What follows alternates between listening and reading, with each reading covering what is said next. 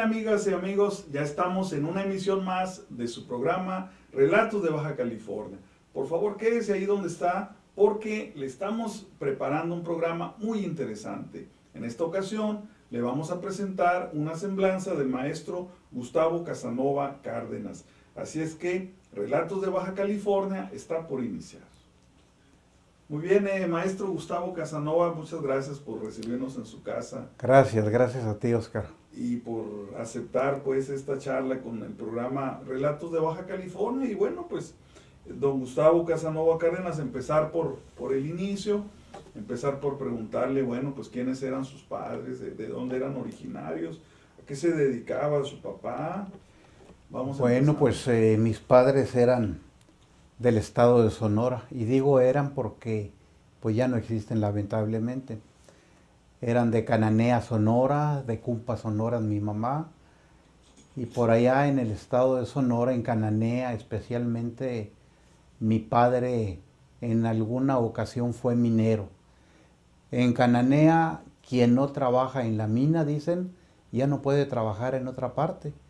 No hay otro trabajo más que la mina. Así que, por obligación, la mina. Afortunadamente por poco tiempo, él se daba cuenta de lo que esto le causaba para su salud, el trabajar en el interior de una mina. Sale de la mina y por su cuenta comienza a trabajar. Debo decirte que en un tiempo él en la sierra, allá en la Sierra Azul, por lo alto, por los pinos, fabricó el Bacanora.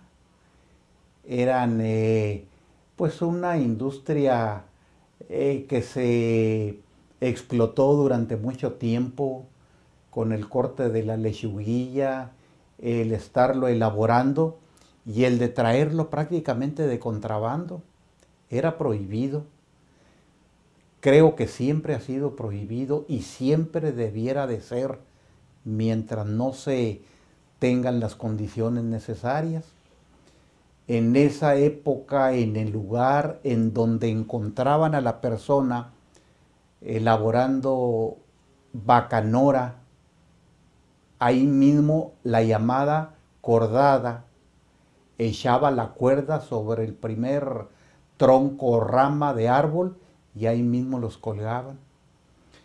Entonces, aparte del trabajo, que era un trabajo rudo, había que cuidarse de la cordada, que muchas veces eran hasta conocidos de los trabajadores, mas sin embargo tenían ellos que cumplir con su obligación de aplicar la ley sin juicio previo, ¿verdad? E iban haciéndolo por todo lo largo de la sierra. Incluso conocían los lugares donde estaban trabajando y algunos, entre paréntesis, pues les perdonaban la vida, diciéndole, suspéndelo y vete, recoge tus cosas y no te vamos a colgar. Él quiso salir de Sonora, salir cuando menos de Cananea, de esa zona minera de Cananea, y se traslada a Mexicali. Llega aquí a los finales de 1946, principios del 47, y conoce, por fortuna para él, y creo que por fortuna para toda la familia, al profesor Manuel Arbizu. Manuel Arbizu, padre de los Arbizu Barragán, padre de Carlos, de Óscar, padre de Arturo, de Luz Emilia. Lo conoce porque el profesor había comprado por ahí unos camiones de volteo, había comprado unos dompes, y casi a la par que don Manuel Arbizu se hace amigo, o ambos se hacen amigos, es que conoce a otro gran personaje. Yo le decía, usted es amigo de puros personajes, ¿verdad? De gente que se ha hecho en el trabajo, de gente muy honesta, muy honesta. Conoce por fortuna a don Manuel Matías Monje Tamayo, don Manuel M. Monje, una persona muy capaz, muy trabajadora, muy luchona, a quien a mí me tocó conocer cuando Manuel M. Monge tenía 28 años de edad y mi padre 28 años de edad. Como que eran, Óscar, unas vidas paralelas. Los dos habían llegado con la intención de ponerse a trabajar y hacer lo que ellos sabían hacer. Está usted viendo Relatos de Baja California. En primer lugar, yo creo que nos falta exactamente dar el nombre exacto de su papá y de su mamá. Sí, cómo no. Mi padre era Gustavo Casanova Duarte y mi madre era Hermelinda Cárdenas Gracia. Entonces, don Gustavo y la señora Hermelinda se casan en Cananea. Se casan en Cananea. No precisamente el casorio como los que ahora se acostumbran, ¿verdad? Yo creo que si acaso llegaron fue allá al matrimonio civil y posteriormente ya acá en Mexicali, cuando ya hubo necesidad, cuando ya los hijos presionaron, pues se casaron por la iglesia. Oiga, pero se casan ¿cuántos hijos y cuántos descendientes de esa unión? Yo creo que somos 10 o fuimos 10. 2 que fallecieron y quedamos 8. 4 hombres y 4 mujeres. Y hace aproximadamente 7 años falleció uno de mis hermanos. Así que quedamos 4 mujeres y 3 hombres. Entonces, don Gustavo y doña Hermelinda emprenden el viaje hacia la frontera norte, hacia Mexicali. Hacia Mexicali, haciendo una escala en Nogales. Cuando nosotros llegamos aquí ya a Mexicali, ya mi padre ya tenía algo hecho. Es decir, ellos cruzan por Nogales o cruzan no, por el desierto de Altar. Por el desierto de Altar, me tocó conocerlo y estar en los problemas que se originaban en el desierto, pues por la falta de comida, la falta de agua, que yo creo, Óscar, deben de ser igual los desiertos. Eso no ha cambiado más que una rayita negra que se ve y que dicen que es la carretera para el sur. Es lo que ha cambiado nada más. Oiga, don Gustavo, así es que usted llega muy chico, me estaba diciendo que más o menos a los 6 años de edad llega usted. Sí, porque aquí empecé yo mi escuela primaria, en la Escuela General Miguel Alemán. Cuando yo llego no tengo la edad, sino hasta el siguiente año es que me admiten en la escuela. A ver, don Gustavo, deme una primera impresión a esa edad tan temprana. A lo mejor tiene algún recuerdo de cómo los recibe Mexicali, cómo va a ser esa impresión infantil. Es decir, usted viene de Cananea y cómo pues se le va a presentar esta nueva ciudad, y luego preguntarle si se quedan a vivir en la zona urbana o van a vivir al valle. Platíqueme. Bueno, pues siento yo que una de las primeras impresiones para quien viene de una tierra en donde en el mes de septiembre ya está nevado, llegar a Mexicali y sentir el calor, ese calor que creo que nos ha hecho a quienes ya nos sentimos cachanilla, querer más a Baja California y especialmente a Mexicali. Nunca vivimos en el medio rural, porque en esa época, por fortuna, entre otras cosas que ya tenía iniciadas mi padre, era la casa paterna, por ahí en la avenida Gómez Farías, 1996, de la Colonia Nueva. Era una casa, Óscar, que estaba prácticamente fuera de la ciudad. El fondo legal de la ciudad en aquella época llegaba a donde ahora está el Coloso Plateado, el gimnasio de Mexicali, esos 2 monumentos que están afuera, el del agricultor y el del pescador, hasta ahí marcaba la zona. Oiga, don Gustavo, entonces ahí llega a establecerse su familia, por la Gómez Farías. Por la Gómez Farías, ahí nos establecimos. Y entonces usted se ha de acordar muy bien de la gran hondonada del barranco. Sí, cómo no. el barranco para toda la gente siempre fue el barranco, ¿verdad? Oficialmente es el DREN 134.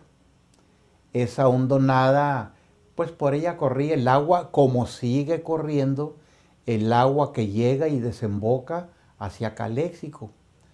Por el Río Nuevo. Por el Río Nuevo. Pero una cosa curiosa era que las casas que se construyeron en la Gómez Farías quedaban detrás del rastro. El rastro estaba donde ahora está Motores de Mexicali. Claro. Y ahí toda la sangre que salía por los tubos de desagüe caía al agua que corría por el barranco. Los sanitarios tenían su caída hacia el agua del barranco. Deben de acordarse la gente de aquella época, ¿verdad? Venir al rastro allá afuera de la ciudad y de ver pasar a los matanceros con sus botas de hule y sus cuchillos muy filosos todos los días a las 4:30 de la mañana para empezar sus labores. Está usted viendo Relatos de Baja California. Oiga, don Gustavo, así es que usted, desde la Gómez Farías hasta la calle F, para llegar a la Escuela General Miguel Alemán, calle F y Tapiceros. ¿Lo llevaban en carro o se iba con sus amiguitos? No, me iba caminando. En aquella época se usaba mucho caminar, eran pocos los automóviles. Y luego que a eso le vamos a agregar de que llegó una moda, vamos a llamarle, de que íbamos a la escuela descalzos y quienes teníamos zapatos los guardábamos en el camino por ahí entre las ramas y llegábamos descalzos. Ahí estaba conmigo Enrique Escobedo Osuna, descalzo, Marcelo Aguilera, descalzo. ¿Pero qué? ¿Por andar más frescos o qué? No sé, yo creo que hacíamos causa común con algunos que de veras no tenían que poner. Y para que no se sintieran mal, pues vamos a hacer de los descalzos también. Oiga, don Gustavo, así es que ahí en esa primaria usted cursa hasta el 6º grado. Hasta el 6º grado, sí. Hasta el 6º grado es la época de la profesora Aurelia López Mazón, muchos años directora de esa escuela. ¿De qué otros maestros se acuerdan? Pues de Nichirales, era maestro de esa escuela, el profesor Burgueño, doña Socorro Soto de Muñoz, gente de aquella época, el mismo Salvador Vargas Tapia, que después seríamos compañeros en otras actividades. Ya nos encontramos no como maestro y alumno, sino compañeros en actividades que se iban desarrollando.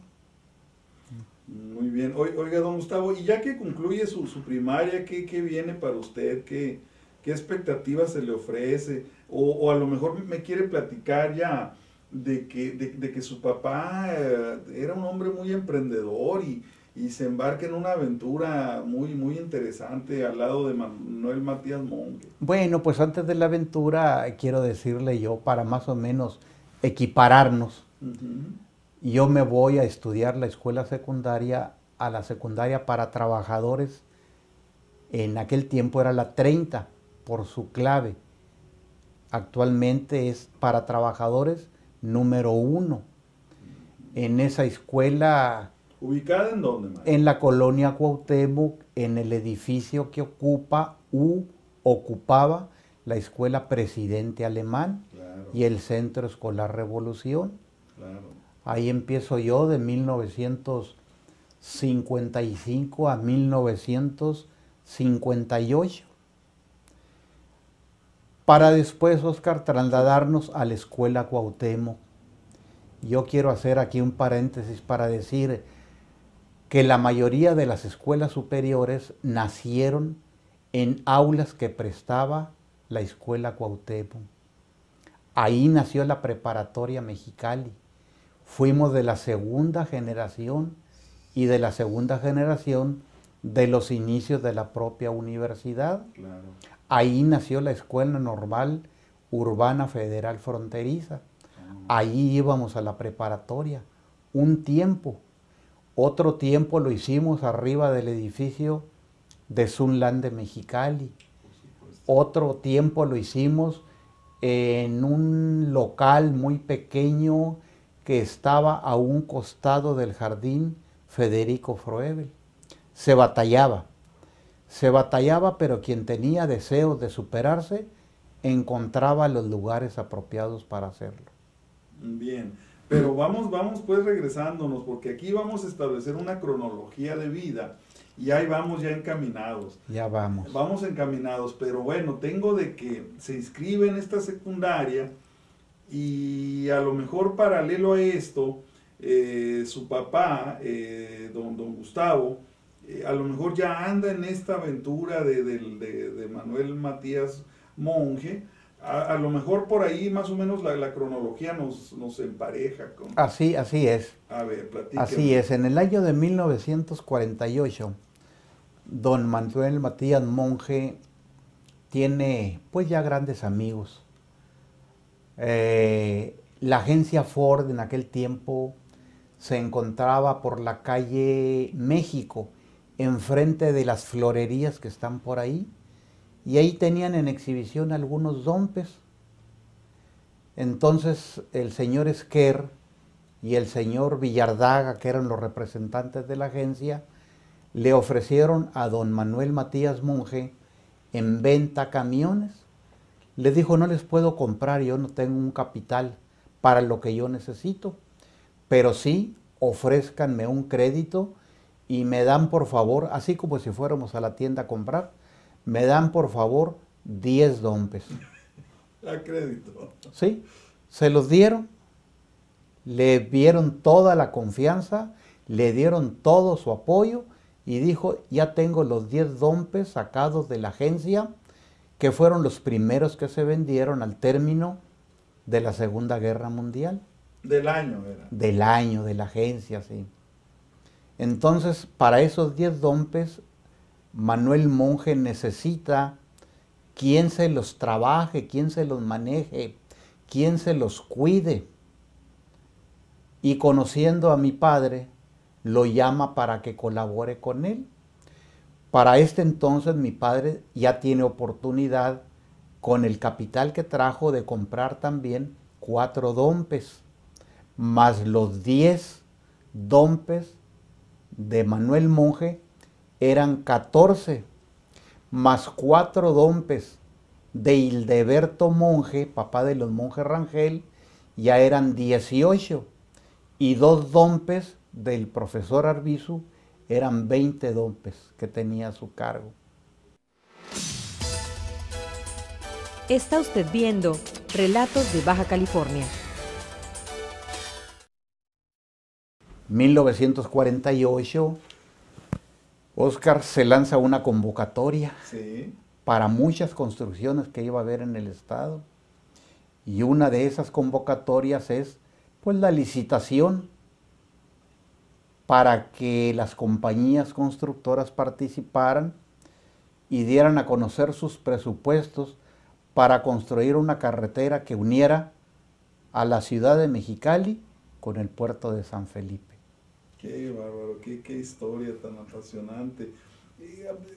Deme algunos cuantos datos de Manuel Matías Monje, a ver, ¿de dónde viene él? ¿A qué edad llega aquí? ¿De dónde es originario Manuel Matías? Bueno, Manuel Matías Monje es originario de Sinaloa, pero vive en Sonora, vive especialmente en Nogales, Sonora, asiste a la escuela y algunos años después él me lo platicó, y no hace mucho que me lo platicó, todavía hace una semana platicamos otra vez. A él le ofrecen una oportunidad de trabajo, me dice Monje, en la ciudad de Tijuana. En aquel tiempo, mucha gente que no quería aventurarse en el desierto se venía por los Estados Unidos. Y el desierto de Altar estaba construida la carretera sobre el desierto con madera, Todavía cuando vamos, yo conozco los lugares donde quedó la madera de lo que fue el antiguo camino. Pasa monje por ahí, sube la sierra, me decía, llega por ahí a San Diego, igual que en Mexicali, se entraba y se salía sin pasaporte. Llega Manuel Monje, me decía, con $1 en la bolsa. Y por ahí un maletero que anda por ahí, un negrito, le ayuda con las maletas a subirlo para venirse a Tijuana, y él le quiere dar una propina con el $, pues darle 25 centavos.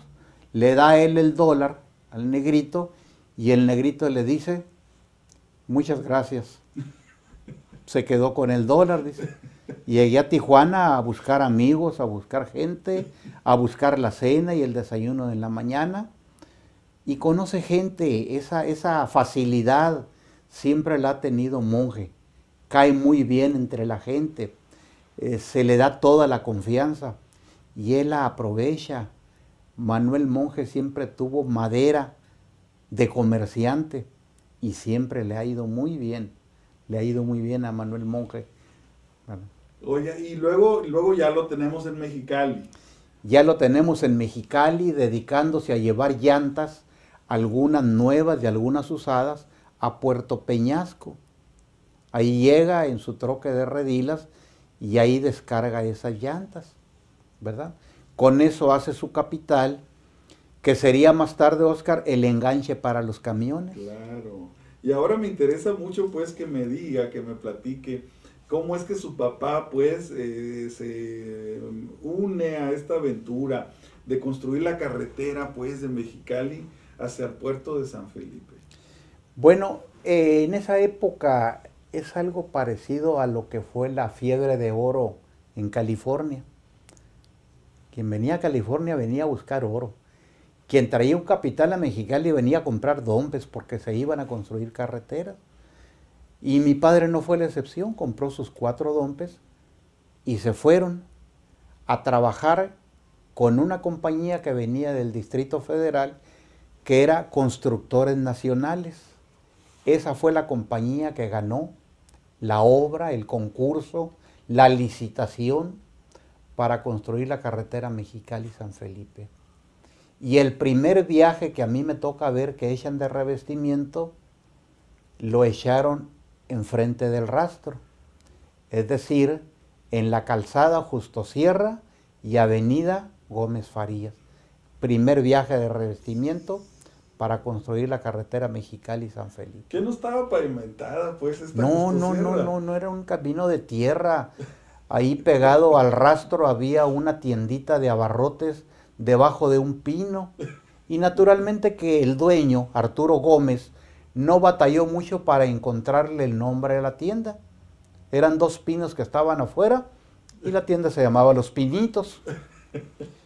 En una ocasión, Oscar, así haciendo un paréntesis, sí, a ese lugar llegó un bandido norteamericano, porque en aquel tiempo ya había bandidos norteamericanos. Sí. Llegó y nosotros estábamos debajo de los pinos, los chamacos jugando. Llegó en un Chrysler 1942 y se bajó a comprar pan de barra, algo que ponerle a los panes de barra y sodas, y nos dio dinero para las sodas. Y la otra persona no se bajó. Cuando ellos se fueron, llegaron las patrullas de Mexicali a preguntarnos y al mismo tiempo todos les señalamos para dónde se habían ido. Resulta que se trataba de William Cook, el bandido de la luz roja que le llamaban, y a quien llevaba lo llevaba secuestrado. Válgame. Él, el bandido, tenía un ojo de vidrio. Entonces a aquella persona nunca se le escapó, decían después. Nunca se le escapó porque siempre lo estaba viendo con el ojo abierto, pero nunca supo que el ojo era de vidrio. Dios santo, que a ese forajido lo vinieron agarrando por allá en el sur de la península. En el sur de la península, sí, todo eso caminó. Está usted viendo Relatos de Baja California.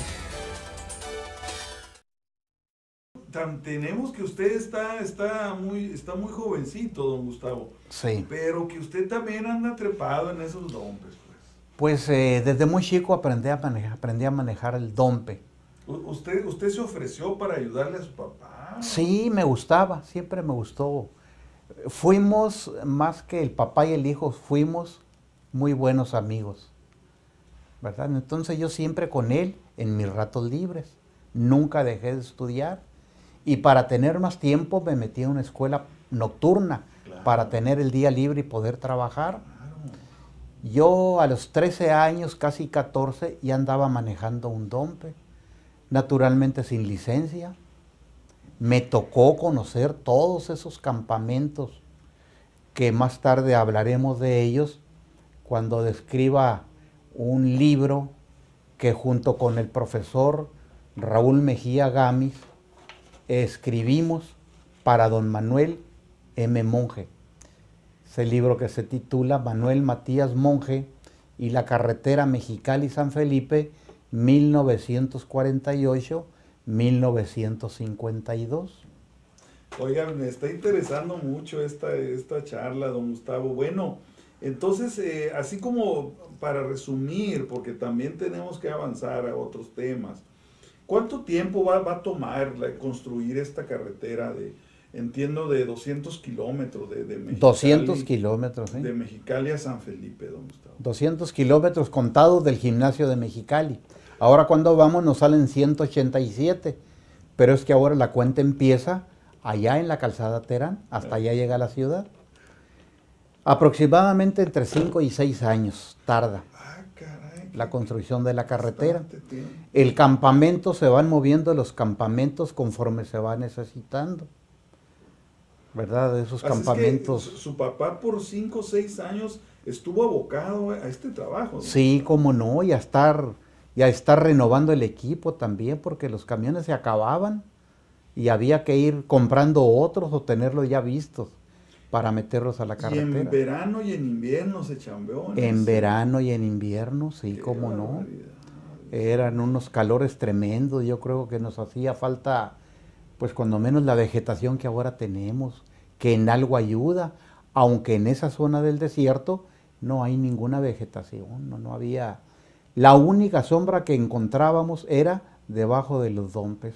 ¡Qué barbaridad! Se paraba el dompe y a bajarnos a la sombra de ellos. Creo que todavía debe de usarse así, porque yo muchos años seguí trabajando en los dompes, muchos años, en mis ratos libres. Oiga, bueno, y regreso con usted, pues, de que usted concluye su secundaria y después continúa hacia el bachillerato. Ya me dijo que usted fue de la segunda generación, ¿verdad? De la Escuela Normal Urbana Nocturna del Estado, en 1964. Es decir, usted concluye el bachillerato y en la preparatoria. En la preparatoria, en 1960. Y en 1961 entro a la normal. A la normal. Sí. Entonces, ya con eso yo me hago acreedor a una plaza de profesor de educación primaria. ¿Y en qué año egresa usted como profesor de educación primaria? En 1964. 1964. Y bueno, ya como profesor usted de educación elemental, ¿qué panorama se le ofrece? ¿Que no lo mandaron por allá a Guerrero, a la sierra? No, en aquel tiempo no había necesidad. Terminábamos y había un patronato proeducación del Valle de Mexicali. Nos pagaban los sueldos de 625 pesos en la cervecería de Mexicali, en la realizadora, y los cheques los firmaba Onofre Martija. Él nos firmaba los cheques de 600 pesos. Era lo que ganábamos. ¿Quién era Onofre Martija? Onofre Martija era un comerciante, era socio, creo, de la cervecería de Mexicali, porque si ahí nos pagaban, algo tenía que ver en la cervecería. Y tenía camiones que llevaban algodón para Ensenada, al puerto de Ensenada, algodón en pacas. Él era presidente de ese patronato. Oiga, don Gustavo, así es que en 1964 usted empieza ya a trabajar Frente a grupo en frente a pizarrón, grupo. ¿En dónde empieza usted a trabajar como profesor? Empiezo a trabajar en la escuela 1 de diciembre de 1953. Muchas personas dicen vivo en la colonia 1 de diciembre de 1953 o simplemente 1 de diciembre, pero no saben de dónde tomaron la fecha. 1953, 1 de diciembre, es cuando oficialmente ya se crea el estado de Baja California. Termina el territorio con don Alfonso García González y empieza el sexenio de Braulio Maldonado. Claro. Así es que usted ahí empieza a trabajar como profesor y a lo mejor deja un poquito la cuestión de las chafireteadas en los Sí, dompes ahí. sí, porque ya me quita tiempo. Ujú. A mí me gustaba más andar trabajando acá en los caminos rurales o en la carretera San Felipe. Ya con el tiempo yo empiezo a trabajar en una escuela secundaria de la cual fui subdirector, Escuela Secundaria Estatal por Cooperación número 30.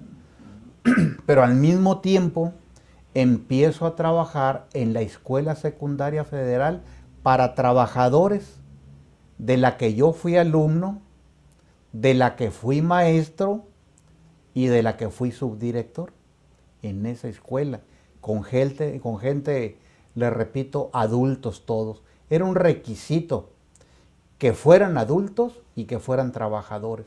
Si no, no había ingreso.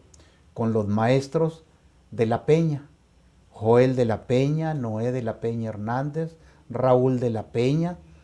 Yo era muy joven, 24, 25 años, empecé a trabajar ahí. Bueno, casi 26 años, que era la edad que tenía cuando me casé, y yo trabajaba ya en esa escuela. Fui prefecto de esa escuela también, y llegué pues hasta puestos directivos. Oiga, don Gustavo, en esos años 60, mediados de los 60, había una gran demanda por escuelas secundarias, ¿verdad? Había una gran demanda, La población crecía. pero había una gran oferta también. Aunque llegamos a tener grupos hasta de 64 alumnos en un salón de clase, no sé por qué ahora se quejan los maestros que tienen 28 alumnos en los salones de clase, cuando nosotros llegamos a tener hasta 64. Está usted viendo Relatos de Baja California. Oiga, don Gustavo, yo le digo porque estas secundarias por cooperación se creaban a iniciativa de padres de familia en estas nuevas colonias pues que se estaban formando. Sí, y que había una población creciente de adolescentes. Sí, había un patronato para eso, Oscar, también. Por cada grupo que atendíamos, el gobierno del estado nos daba 1,000 pesos por mes y de ahí se sacaban los sueldos de los maestros que atendíamos en la secundaria. Claro que se pagaba 25 pesos la hora de trabajo, 25 pesos la hora de trabajo, pero una hora de trabajo no era la hora que ahorita trabajé y las 3 que voy a trabajar mañana, no. Se llaman hora, semana, mes. Si yo tenía, por decir, 10 horas, mis horas, las que completaba en la semana, me las pagaban, pero cada mes. Era cualquier cosa. Oiga, don Gustavo, y cuando usted ya pues está, digamos, ya dentro de lo que va a ser su labor magisterial, su papá continúa pues como trabajando en caminos rurales, cómo no, sí. Trabajando en diversas obras, ¿verdad? Yo creo, Oscar, que él siempre tuvo el gusto de trabajar en los dompes. Era su... En Cananea, en la mina, él fue entrenador para los choferes de la mina en troques de 250 toneladas.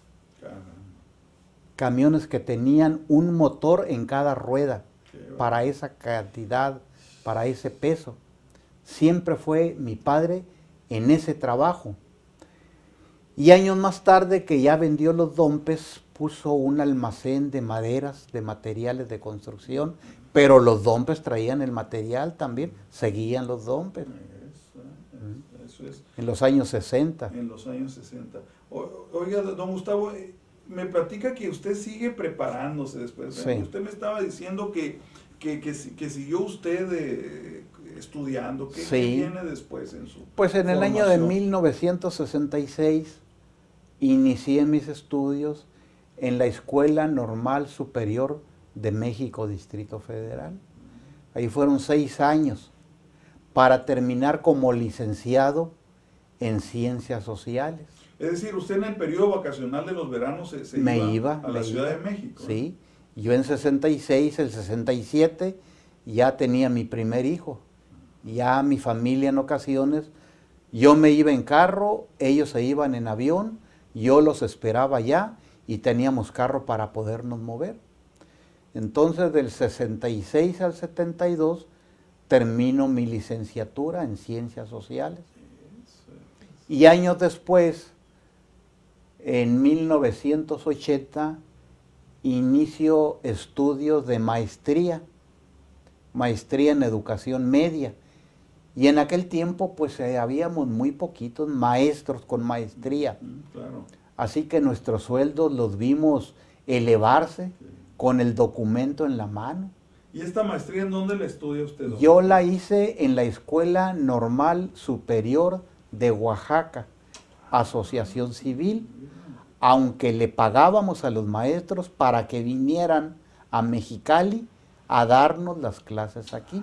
Qué interesante. Ellos venían y nosotros les pagábamos su estancia, su boleto de ida y vuelta, y ellos venían, era escuela reconocida.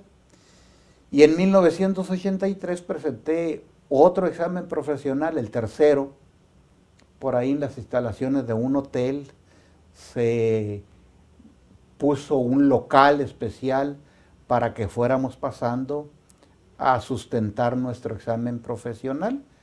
Entonces yo tengo por ahí guardadas 3 cédulas profesionales de la Dirección General de Profesiones, que son o fueron básicas para cualquier ascenso que yo necesitara. Presentaba mis documentos, cosa que muchos no lo podían hacer. Entonces yo, mis vacaciones escolares, las estudiaba. Fíjese nada más. Así es que usted concluye normal, licenciatura y maestría, todo en el área de educación. Todo en el área de educación. Me estaba diciendo don Gustavo que usted, ¿con quién se casa usted, don Gustavo? Con la ¿En qué profesora, éramos compañeros de escuela, fuimos compañeros de escuela en la escuela normal. Ahí nos conocimos y nos casamos el día 30 de enero de 1966. Vamos a cumplir. ¿Cómo se llama su esposa? Profesora Edna López Valdés de Casanova. Perfecto. Y de ahí pues son 3 de familia. ¿Quiénes son sus hijos? Mis hijos son el mayor, Gustavo Casanova López, que es abogado, tiene maestría, creo que son de los pocos, tiene maestría en Derecho Notarial y actualmente está terminando sus oficinas para que la primera semana del mes de enero abrir su notaría en Ensenada. Es el notario público número 7 de Ensenada. Qué bien, qué padre. De ahí tenemos a Elga, la única hija mujer, Elga Casanova, que trabajó 8 años en Televisa, trabajó 2 años en Estados Unidos en una compañía televisora. Ella es comunicóloga. Comunicóloga, y trabajó otros 7 años en Canal 66. Siempre ha sido su trabajo ese, su profesión, la de su gusto. Y actualmente está en una área de servicio gerencial en una de las áreas de Casas Geo. Perfecto. Ahorita anda de viaje ella. ¿Y el otro, el ingeniero? Y el más chico es Edgar Francisco Casanova López, que él es ingeniero en comunicación. Él trabaja para una compañía norteamericana. Perfecto. Pues tenemos poco tiempo, pero bueno, algo muy importante no se me debe de pasar.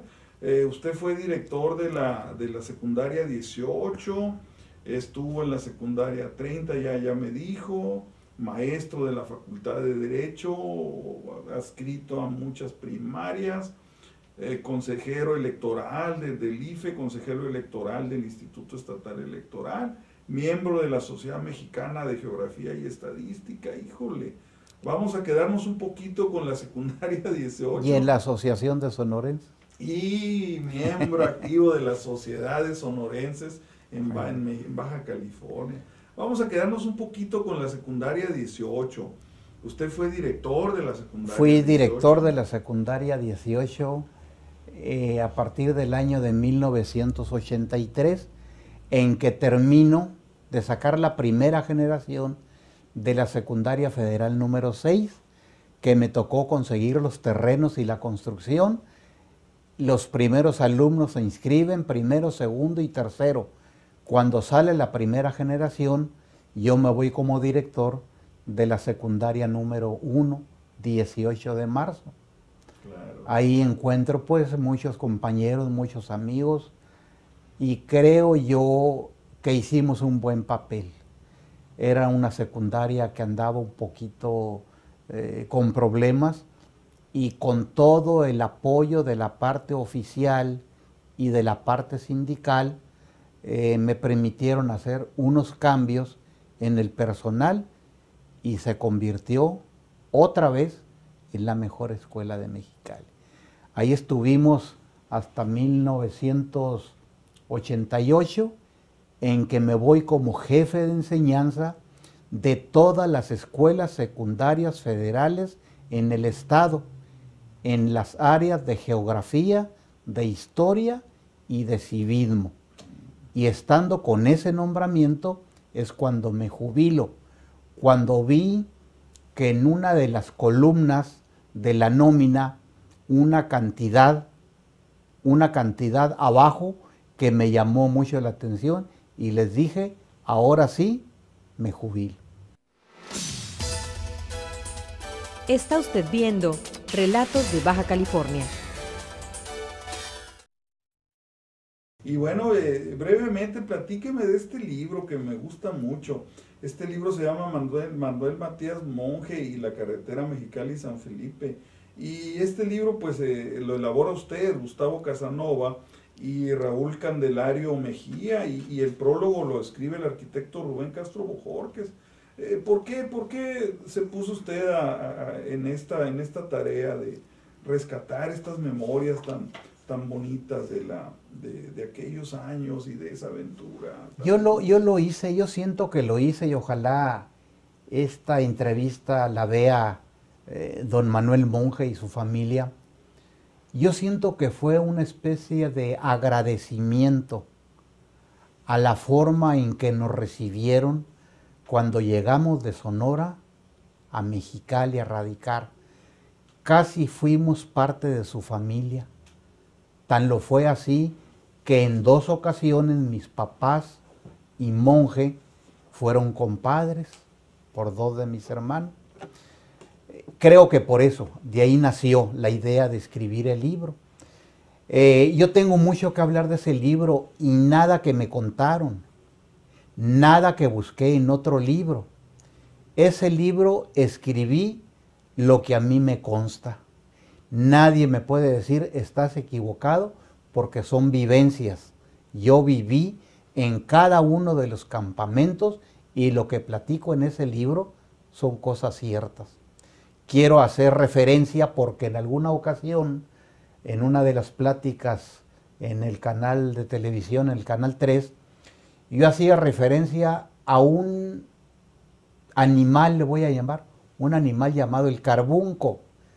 La gente del Valle de Mexicali, entre la colonia La Puerta y el Mayor, cuando yo les hablé del carbunco, ellos llamaron por teléfono para decir, el profesor que está dando la plática tiene mucha razón. El carbunco sí existió. Lo que no sabemos si era un animal, si era un ave, si era un cuadrúpedo, no sabemos qué era. El carbunco era una luz que se encontraba uno en sentido contrario en la terracería, una luz muy fuerte. y de repente pasaba por un lado y ya en la noche naturalmente, y ya no lo volví uno a ver. A mí me tocó verlo en 2 ocasiones. A mí me consta que haya una persona que diga, son mentiras lo que está diciendo el profesor. Yo tengo todavía gente que me dicen, es cierto lo que tú estás diciendo. Platicarle de Jesús a la cocinera, que hacía comida para tanta gente, ¿verdad? Platicarle de los campamentos cuando llevaban la dinamita desde San Diego en un troque, en un dompe. 20 toneladas de dinamita, Óscar. Sí, señor. Saliendo de San Diego, y mandaron a 2 personas. La principal recomendación, no fumen. Que vayan 2 personas que no fumen con esas toneladas de dinamita. Es el bombillo, es el cauce el que se mete, que es el detonante, es la cañuela que se prende, la mecha, ¿verdad? Y es lo que explota. Todo venía en el mismo dompe. Y resulta que cuando llegan con la dinamita, después de 8 días de caminar, llegan con la dinamita al Cerro del Mayor para dinamitarlo, y dicen, hay que barrer el troque porque viene muy sucio con la caminata hasta San Diego.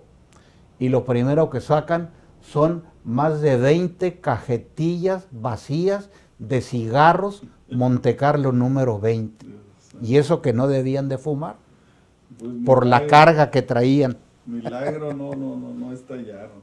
Oiga, Óscar. Sí. Oye, Óscar, nos conocemos de mucho tiempo. Sí, maestro. Jugar en la Laguna Salada a las 3 de la tarde que dejaban de trabajar con un equipo, todo el equipo deportivo, para jugar béisbol, para que no se enfadaran los troqueros y que descansaran haciendo ejercicio, después de andar sentados y botando, a jugar béisbol. Béisbol a 50 grados centígrados. A 50 grados centígrados, dice. Bueno, amigos, pues esta es una historia y es una breve semblanza del maestro Gustavo Casanova Cárdenas, pues toda una personalidad de la educación en Mexicali, en la Baja California. Maestro Gustavo Casanova, pues le queremos agradecer esta oportunidad. Ha sido nada más una breve semblancita, pero... Muy breve, muy breve. Pero dimos una idea. Y no sé quiero si tenga una reflexión final. Nada más decirles que para estos trabajos, para estas investigaciones, pues me ayudan mucho aquí en mi casa. Me entienden cuando me vengo a trabajar aquí a la mesa, que estoy escribiendo algo que se me ocurre, ¿verdad? Para este libro yo sentí mucho el apoyo de la familia, en la presentación en la que te saludé, en la presentación ahí en la universidad, Sí. Y que hemos escuchado este libro muy buenos comentarios. Hoy todavía platiqué, ayer, con Manuel Monge, y dice, sigue hablándome la gente para decir que qué bien nos quedó el libro. Bien. Bueno, amigos, pues esta fue pues una semblanza del maestro Gustavo Casanova Cárdenas, y esta fue una emisión más de su programa Relatos de Baja California. Por favor, siga sintonizando esta su serie, y nos interesan sus comentarios al número que aparece en pantalla. Por su atención, muchas gracias, y sigan la sintonía de la imagen del conocimiento.